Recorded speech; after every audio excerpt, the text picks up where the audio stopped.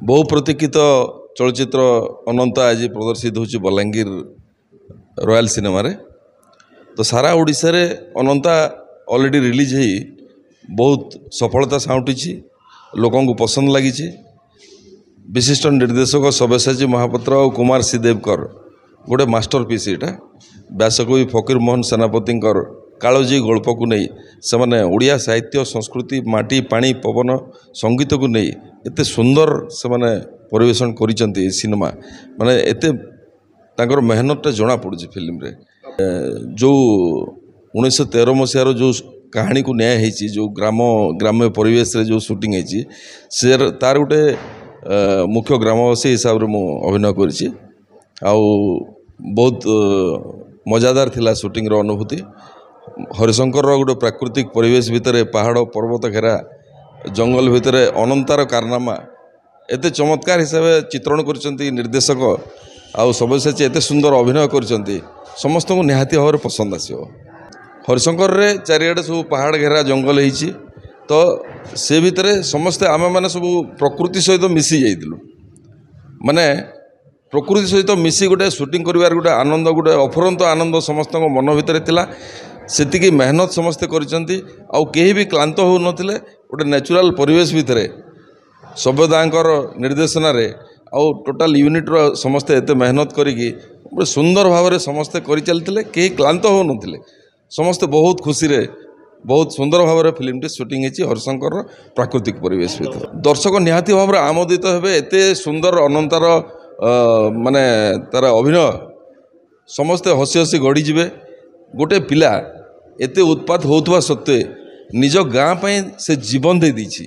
ता भितर गोटे जो ह्यूमैनिटी रोची, ता भितर जो विभिन्न प्रकार माने गोटे मानविक मूल्यबोध रही, गाँ प्रति गोटे ममता रही, सब लोकों प्रति जो भल पाइबार रही, से गाँर माटी प्रति से जो त्याग कर देछि, बलिदान दे देछि, जीवन दे देछि गाँ को बंचाइबा पई, ता सबुदिन पई मन रहइबो। हाँ, बहुत दिन पर आम जहाँ अपेक्षा करूँ जे गोटे समस्त कम्प्लेन थिला आम ओडिया फिल्म इंडस्ट्री रे जे सब रिमेक गुड़ाक हो।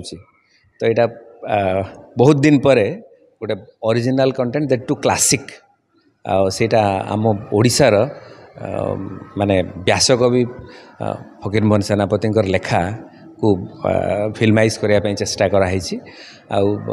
लगिला बहुत परिश्रम कराई फिल्म रे, सेटा देखिकी बहुत खुशी लगिला। शूटिंग मैक्सिमम पार्ट तो वेस्टर्न ओडिशा रे शूटिंग कराई।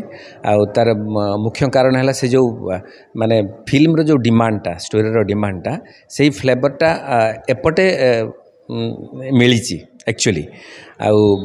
सब्यसाची महापात्र सभ्यदा फिल्म रो डायरेक्टर जी सी भी माने बलांगीर डिस्ट्रिक्ट को बिलंग कर माने बलांगीर सोनपुर अनडिवाइडेड बलांगीर जहाँ को आम कहवा।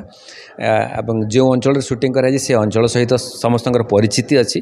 आम अंचल भी भल फिल्म शूटिंग करा जाई पारिबो। जो लोकेशंस गुड़ाक अच्छी तार गोटे मुख्य बलिष्ठ प्रमाण होची एई फिल्म अनंता। सब्यसाची डेडिकेशन देखिले तो मु विश्वास भी करि पारुनी। अमेजिंग। सब्यसाची सांगे मु भी फिल्म करिछि love.com। तो सेते बेलर डेडिकेशन वर्तमान डेडिकेशन माने गोटे बहुत एते हेविली से माने सीरियसली ए कैरेक्टरटा को नहीं माने निजर ओजनटा को एते परिमाण रे बढ़ेइबा एटा गोटे छोट कथा नुहे, बहुत बड़ चैलेंज।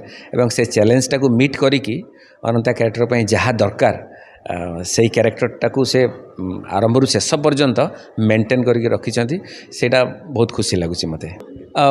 प्रथम कथा है पश्चिम ओडिशा रे लोक देखिए आमर से थिएटर हॉल ना। मुख्य समस्या सेटा जे थिएटर हॉल था लोक देखिए जब सुजोग मिलता ताहले लोक निश्चित भाव में बहुत परिमाण में देखते।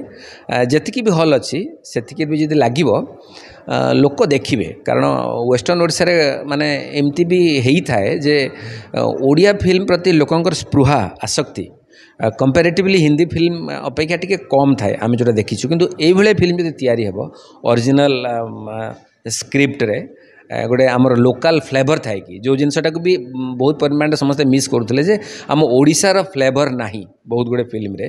तो यही फिल्म रे आमर ओडियात्व अच्छी, आम रूराल कल्चर अच्छी। एवं मुख्यतः आमर जो रिनाउंड राइटर मानकर लेखा कालजयी लेखा से लेखा को पिक्चराइज करने चेष्टा कराई से आशा करुँच बहुत सफलता मिली।